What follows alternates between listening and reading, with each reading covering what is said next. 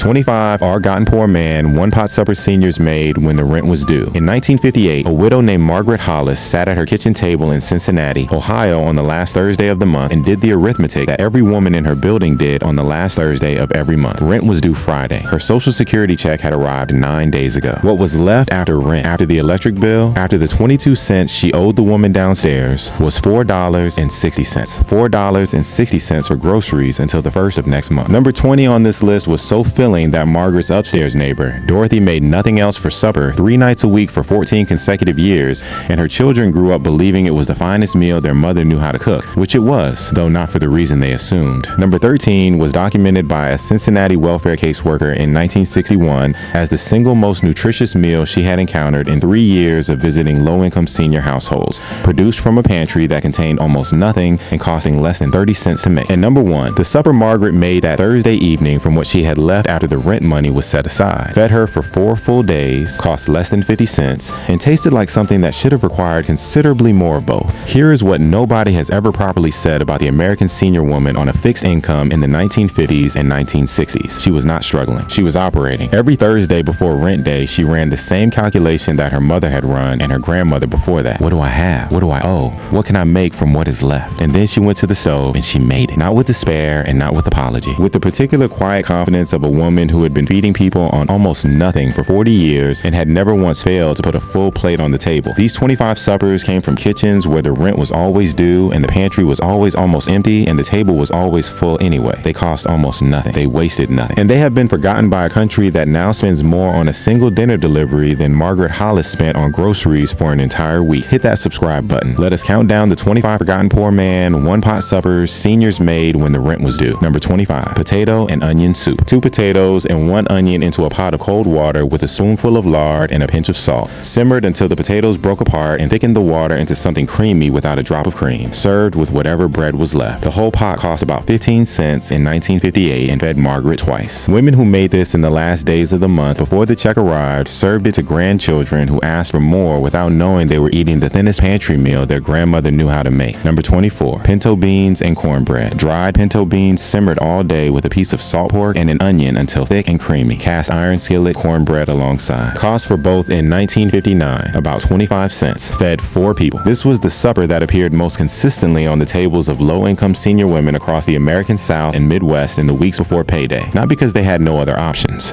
because it was the best thing they knew how to make, and they knew how to make it from almost nothing. Number 23, bean and heel bread soup. Whatever beans were left in the pantry, simmered with an onion and salt pork until thick. Then stale bread torn into rough chunks and dropped into the pot in the last 20 minutes, absorbing the bean broth and dissolving into a thick porridge that made half a cup of beans feed a person for an entire day. The bread cost nothing extra because it was already going stale. The result tasted like something a restaurant in Italy would charge $12 for. Number 22, salt pork and potato chowder. Thick slices of salt pork rendered in a heavy pot until golden and crispy. Diced potatoes into the fat, enough water to cover. Simmered until the potatoes broke down and the broth turned silky. Then a can of evaporated milk poured in at the end and stirred through until the whole thing turned pale and creamy. This was Dorothy's supper 3 nights a week for 14 years. Her children believed it was the finest meal she knew how to cook. They were correct. Number 21, rice and canned tomatoes. 1 cup of white rice, 1 large can of tomatoes, 1 diced onion, a spoonful of bacon drippings. Everything into a single pot, covered and left alone for 20 minutes. The rice absorbed the tomato liquid and the whole thing reduced into something thick and deeply flavored. A can of tomatoes cost about 12 cents in 1958. Total cost for a meal that fed 4, under 20 cents. Senior women who made this on the thinnest nights of the month served it without apology because there was nothing to apologize for. Number 20, lentil and salt pork soup. Dried lentils required no soaking and cooked in 45 minutes, making them the fastest poor man's protein available to a senior woman with almost nothing in the pantry and rent due in the morning. Lentils into the pot with salt pork, onion, a carrot, salt, and pepper. 45 minutes later, the lentils had dissolved into the broth and thickened it into something that required bread to eat properly because a spoon alone was not equal to the task. Cost per serving in 1958, about 4 cents. Number 19, cabbage and salt pork soup. 1 head of cabbage, a piece of salt pork, and enough water to cover. The salt pork rendered its fat and flavored the water. The cabbage simmered until silky and sweet, seasoned with salt and pepper, and served with whatever bread was available. A head of cabbage cost less than $1. The combination fed a senior woman for 3 full days days and tasted better every day as the cabbage and salt pork continued to deepen in the icebox overnight. Number 18. Tomato gravy over biscuits. Canned tomatoes cooked down with bacon drippings and flour into a thick red gravy poured over split biscuits. The tomatoes cost about 15 cents. The flour and drippings were already in the kitchen. The biscuits cost pennies to make. The tomato gravy soaked into the biscuits and made them taste like something that required hours when it had required 20 minutes. This was the supper that appeared when the pantry had flour and lard and buttermilk and a single can of tomatoes and nothing else, and when those four things were not a limitation. They were everything needed. Number 17. Split pea and ham bone soup. Split green peas required no soaking. Into the pot with a ham bone and cold water and an onion, simmered for 3 hours until the peas dissolved completely and the broth thickened into something a spoon could stand in briefly before slowly falling. The ham bone was free, already paid for by a previous meal. The split peas cost about 15 cents a pound. The whole pot fed a senior woman 4 times. Here's what the welfare caseworkers and the social workers and the government nutrition surveys of the 1950s and 1960s never properly documented. The senior women living on fixed incomes in Cincinnati and Louisville and Birmingham and Akron were not eating poorly. They were eating precisely. Every ingredient they purchased served multiple meals. Every bone was used twice. Every scrap of bread was either eaten or dropped into a pot of soup. Every drop of bacon grease was saved in a can beside the stove and used as the foundation of the next meal and the meal after that. The food they produced from almost nothing was nutritionally superior to what most of their caseworkers ate for dinner that same night. Nobody wrote that down. Nobody measured it. It happened in kitchens that no survey ever properly entered, and it produced results that no food scientist ever properly credited. Number 16. Cornmeal, mush, and beans. Cornmeal stirred into boiling salted water until thick enough to hold a spoon upright, poured into a bowl, and topped with whatever beans were on the stove. The cornmeal absorbed the bean broth ladled over the top, and the two things merged into something that was neither soup nor solid, but more satisfying than either. Cost per serving, about 3 cents in 1959. Senior women in Appalachia and the rural South made this so consistently for so many decades that their grandchildren associate the smell of simmering cornmeal with a particular quiet of a kitchen that is making something from almost nothing and making it exactly right. Number 15. Navy bean and ham soup. Dried navy beans soaked overnight and simmered all day with a ham bone and an onion until the beans dissolved into the broth and the broth turned the color of old ivory and smelled of smoke and pork. This was the supper that appeared most commonly in the rent-week kitchens of senior women across working-class America in the 1950s and 1960s. A 1-pound bag of navy beans cost about 20 cents. The ham bone was already in the icebox from Sunday. The combination cost almost nothing and fed a woman for 3 full days. Number 14. Oxtail stew. Oxtails were the cheapest cut at any butcher counter in 1950s America because most people did not know what to do with them. Senior women who had grown up through the Depression knew exactly what to do. Into a pot with onion, carrots, water, salt, and pepper, simmered for 4 hours until the meat fell from the bone and the broth turned deep amber with dissolved collagen that coated every spoonful.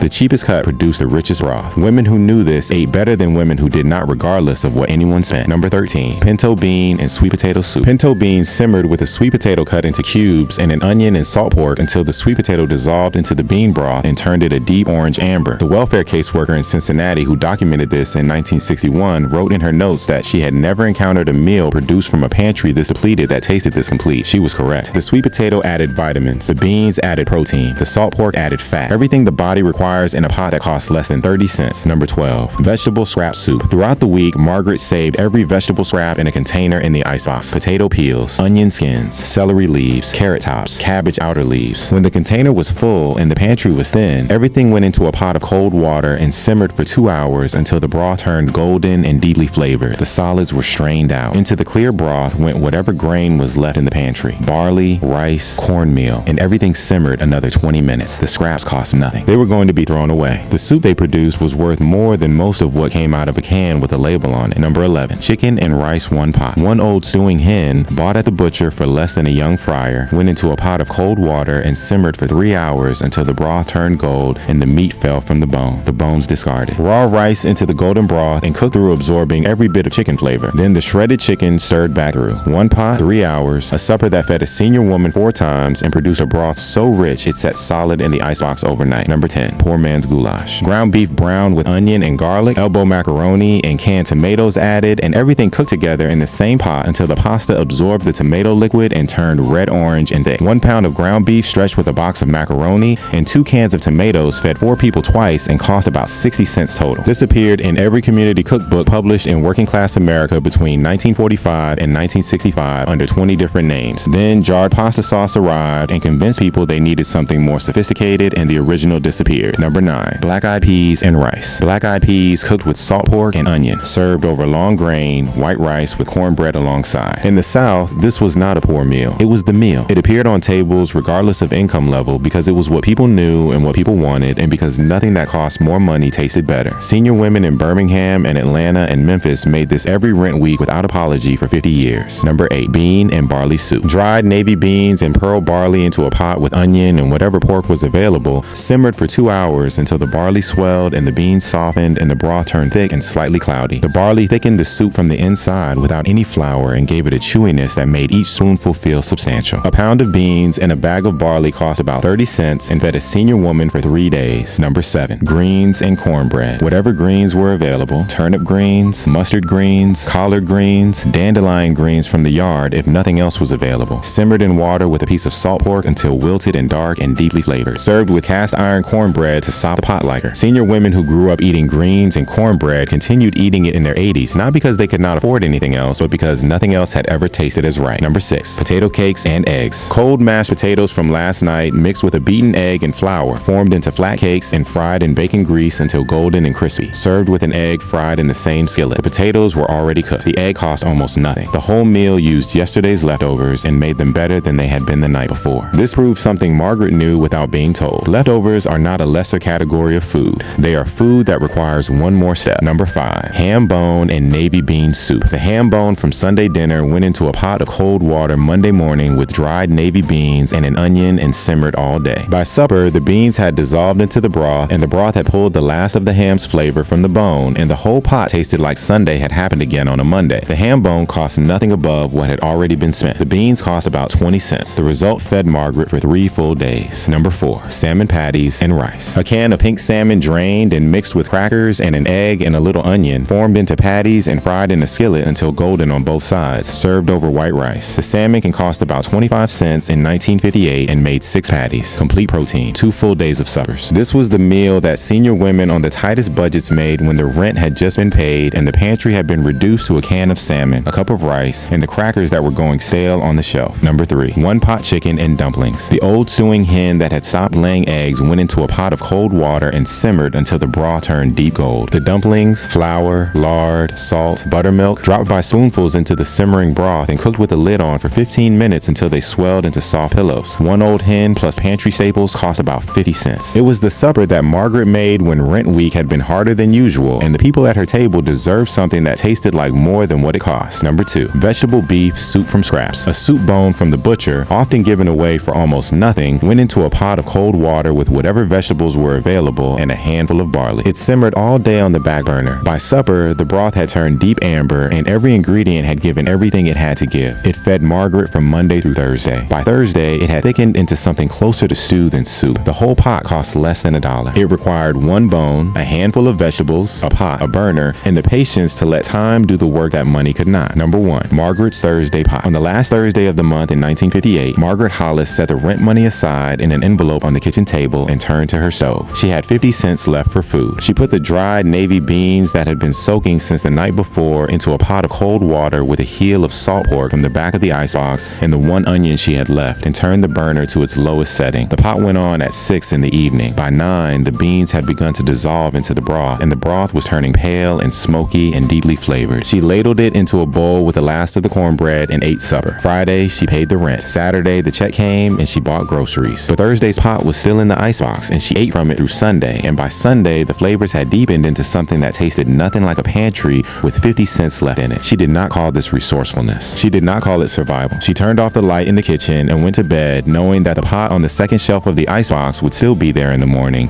and that it was good, and that it had cost almost nothing, and that nobody at her table had gone without. That knowledge is almost gone now. Make a pot of beans this week from scratch. Set the rent money aside first and then see what is left and make something from it. Come back and tell me if it was just soup or if there was something in it that tasted like the kind of quiet dignity this country used to carry in its kitchens and has spent 50 years forgetting how to find. Drop in the comments if your grandmother made any of these when the rent was due. I want to know what she made and what city she was in.